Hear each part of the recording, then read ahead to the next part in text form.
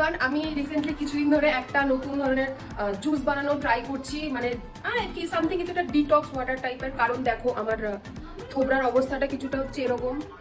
আমি এখন বানাবো একটা জুস, যার জন্য লাগবে যে বিটরুট, একটা গাজর, যে 2-4টে আমলকি নিয়েছি। তো এগুলো দিয়ে এখন একটা বানাবো। এই জুসটা খেলে নাকি চুল ভালো থাকে, নখ ভালো থাকে, স্কিন ভালো থাকে। তো আমি স্কিনের জন্য তো খাচ্ছি, আর চুলের জন্য আমি তো দিন দিন টাকলি হয়ে যাচ্ছি, আমার খাওয়া অবশ্যই দরকার। আর আমার হাতে তো নখ নেই, আমার খাওয়া অবশ্যই দরকার। মানে ভগবান আমাকে কোনো দিক দিয়ে পারফেক্ট বানায়নি। আমি চুটকি মেরে সব কেটে নেবো। আমি একটু কম করেই কেটেছি, কারণ পর যদি খেতে না পারি জুস বানিয়ে, তাহলে আমার মা মারবে। যে আমি এখন ভালো মতো ভাবে এটা টেস্ট করে নিয়েছি, এখন ছেঁকে নিই। আমার জুস রেডি। তোমরা কিন্তু মানে এর মধ্যে লেবুও দিতে পারো বা একটুখানি নুনও দিতে পারো।